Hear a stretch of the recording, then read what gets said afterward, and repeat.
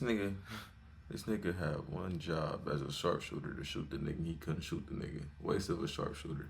Man, I don't want to waste time, so we can get straight into it. You feel me? Today we about to be reacting to why do we keep sparing villains? Now, it's something a bit different, but that is a great question. Why is Joker not dead? Why did it take so long for him to kill Orochimaru? If y'all know who Orochimaru is, if y'all don't, y'all probably gonna find out. But no, let's see what they talking about. I'm genuinely curious. It's because they need more episodes? Let's make one thing clear. There is no such thing as karma. There is no universal Cap, because I feel like what you put out into the world, you shall receive back to you. That's how I feel. That's how I see it. Punishing bad people. If that were true, the people screaming outside my window while I tried to record this video would already be in the fourth circle of hell.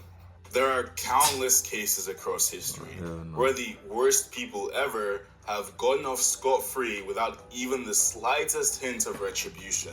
And those are only the ones we know about. Just walking down the street in one day, you probably pass by countless people who have done unknowably heinous and cruel things, like being landlords. So in place of... But look though, that's not your job to, you know what I'm saying? That's God's job, you feel me? The higher, you know what I'm saying? That's not your job. Humans created justice, ensuring those who have been discovered doing evil things receive an appropriate punishment. Inevitably, the core tenets of justice have bled their way into our media, influencing the stories and narratives that writers try to tell. However, every now and again, you will get a story that doesn't quite seem to satisfy that point of fucking around and finding out. Like, here's a scenario you've probably seen in fiction before. A villain, vile, sadistic, and inhumane. Their crimes are depicted to be of an unknowable scale, as if the writer was trying to illustrate suffering. I forgot about Frieza. Frieza doesn't die. He dies, but he doesn't die. I think he got a new transformation on the way. Motherfucking Frieza black. How you go better than gold? How is black better than gold? That shit is crazy. Never seen before. Then we have the hero. Someone with a certain set of idealized morals that you could never ever find in real life. And honestly, if someone did think like that, it would probably just piss you off. So finally, after a long, grueling journey, they confront the villain. And yet, when faced with the most evil being in the entirety of their fictional world, like this person is 9 out of 10 times the person who killed their parents and several of their loved ones. The hero still... I don't know why they gave Goku such a... trying to send a message to kids, you know what I'm saying? But still, like... chooses to spare them.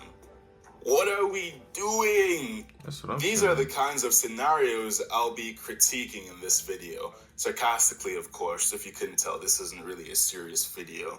How such forgiveness falls apart when you actually begin to look deeper into the implication of these villains' actions, as well as some protagonists who don't fall into this trap and actually understand the point of getting the job done. Right. Let's start with a personal favorite of mine, My Hero Academia. I fucking hate that show. It got ass after the first season. I don't even know what the fuck happened after the first season. Hero Academia is unfortunately one of those series burdened by a certain type of fandom, whose analysis of the series starts and stops by asking who's topping who.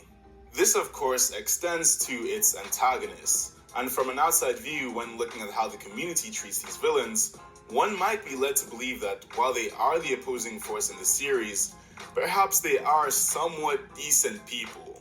They're not in the slightest. No. I'm just going to say it. I wouldn't know. I ain't really tapped into the show like that. I couldn't really Academia, who passed away before the end of the series, is looking straight up.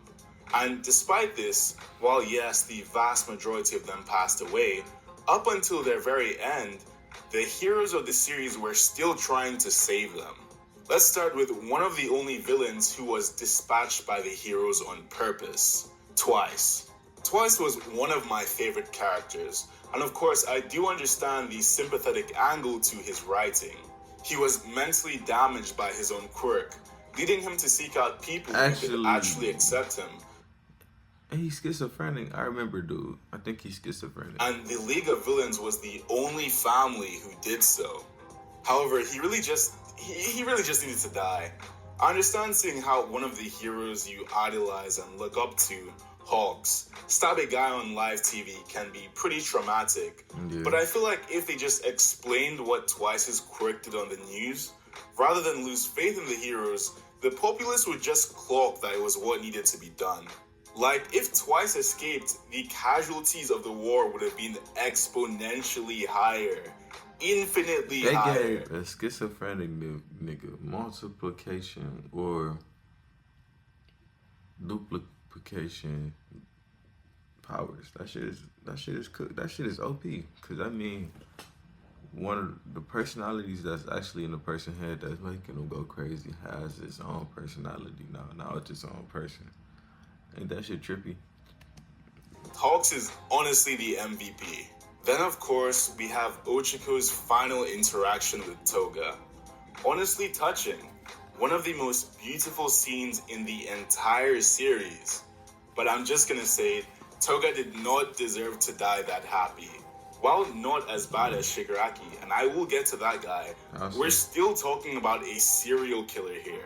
Not even a just one like Dexter. She just killed people for the love of the game.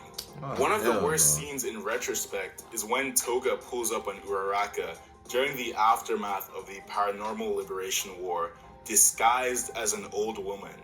We know how her quirk works. She needs blood to use it. So just clock the fact that Toga either maimed or killed a fleeing old woman just to say hi to a girl who isn't even her friend. That's fucked up, bro. That's beyond fucked up, cuz. Like, she got off lucky. And finally, we have Shigaraki. Throughout the earlier half of the series, Shigaraki is more of a lower-end street-tier villain. While he did already have a couple killings under his belt, if they ended up keeping his damage down to this level, you could make an argument of him being saved. Rather than doing this, Hirokoshi took a more difficult approach. See, while simultaneously revealing Shigaraki's unfortunate backstory, humanizing him, and making the audience understand his tragic origins, Hirokoshi also made the choice to have him pull off one of the grandest massacres anyone in this series had ever pulled off. From that point, man, who this nigga think he is, Pain? Come on, bro. Words, Shigaraki started causing tragedies as easily as breathing. Not even just combatants. With one touch of his hand, Shigaraki would casually erase entire city blocks of people. All the while, Deku suddenly starts talking about some, let's redeem him, let's save the little boy inside of him. Honestly, if Snipe didn't miss those shots at the start of the series, the entire situation could have been avoided. This nigga had one job as a sharpshooter to shoot the nigga. He couldn't shoot the nigga. Waste of a sharpshooter. This is Wix Studio, built to meet any brief. When your project calls for bold creativity, design freely on Figma and seamlessly move to Studio, where you... Personally, it just didn't work for me.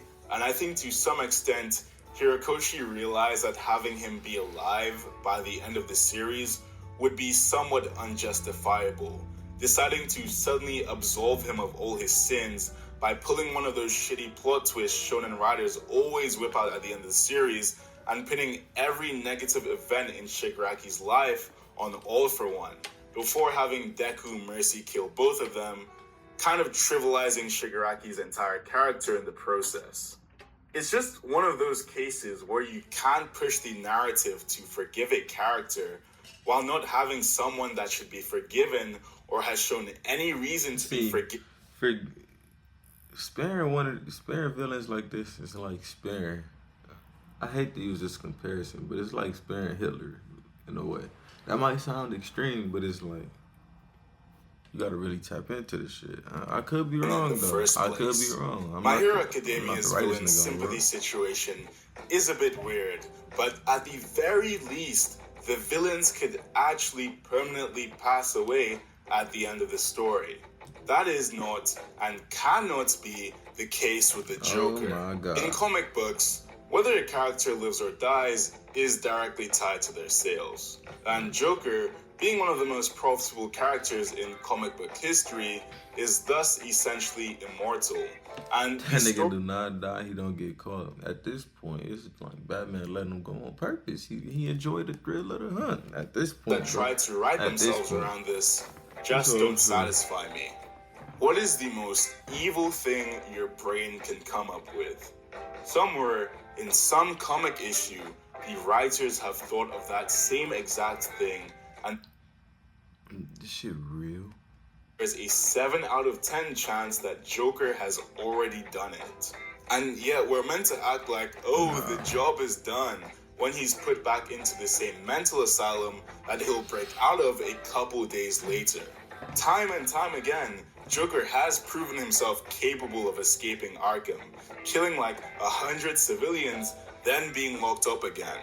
Despite literally torturing Batman's own son and permanently paralyzing the Commissioner's daughter, we're still meant to shrug our shoulders and let this guy live on. I can't even entirely blame Batman's anti-killing rule, because why does the legal system keep falling for the insanity plea? Don't hit me with that bullshit. At a certain point, when someone has grown up... But how does nigga get caught and not get the death sentence? That's how you know the shit fake. But niggas will get death sentences over drugs. Do they? I'm not sure. Children's orphanage for fun. You just have to put them down. The absolute worst part is that whenever the Joker is finally killed in stories, like he earnestly deserves to be, the writers pull out some "we warned you" ass storyline and have the entire world fall apart just to prove a point. Like in Injustice, The Batman Who Laughs, or any story where the Joker dies. Like, I can accept the whole Gotham crime power vacuum thing, where the Joker somehow keeps crime in Gotham at bay. But I think that's worth not having your water poisoned for the 4th time this week. Enjoying the video so far? Why don't you show it by smashing that like button? We've been rapidly improving the percent of even when faced with pure evil. But not all characters follow those rules. In fact, there's something even more satisfying about a hero who remains moralistic throughout the entire story, yet understands when justice must be served. Because the writers ain't understand... shit realistic about this nigga, bro. Unless you're talking about the mindset that he got, man. Ain't shit realistic. You can still be a good, optimistic, and sympathetic person without turning a blind eye or pitying evil. Mahito is a perfect example of this. He isn't just evil, he's the literal embodiment of human negativity. In Jujutsu Kaisen, curses are inherently irredeemable, but Mahito takes it a step further with his sadistic cruelty. He doesn't act out of instinct or some uncontrollable nature. His actions are deliberate. Damn. He relishes in breaking Yuji, torturing and killing his loved ones right before his eyes, and testing how far he can push him. So when Yuji finally defeats Mahito, there's no righteousness behind his actions, no mercy and no pity. He wants Mahito to suffer. He misses strikes on purpose, dragging out his torment. And in that moment, the fight proves something. Yuji's morals mean nothing when confronted with pure evil. He wins only when he accepts that he and Mahito aren't so different, both driven by a cold, objective need to eliminate the other side. Because at the end of the day, the only moral response to true evil isn't pity or forgiveness. What is it? It's destruction. But my favorite example of this idea comes from Gon's final confrontation with Pitto. Throughout Hunter x Hunter, Gon is portrayed as an almost naively optimistic kid. Every now and again, cracks do form in his character, hinting at something darker beneath the surface. Right. But it isn't until the Chimera Ant arc that we truly see how deep that darkness runs. Kite wasn't just Gon's mentor. He was a stand-in for the father figure he never had. So when Gon discovers that Pitto killed him, all of that naivety shatters. He doesn't just get angry, he completely loses himself. What makes this conflict even more compelling is that Chimera Ants, unlike curses in Jujutsu Kaisen or demons in Frieren, aren't inherently evil. They can develop human emotions, restrain themselves, and even act out of goodwill. So there is a pretty good argument for actually sparing them. No, And that's not, exactly no. what makes Gon's breakdown so tragic. Killing Peter wasn't about justice or the greater good. It was pure, unchecked rage. He threw his entire life away, consumed by vengeance and unable to see past his own hatred. So why do authors choose to spare villains who don't deserve it?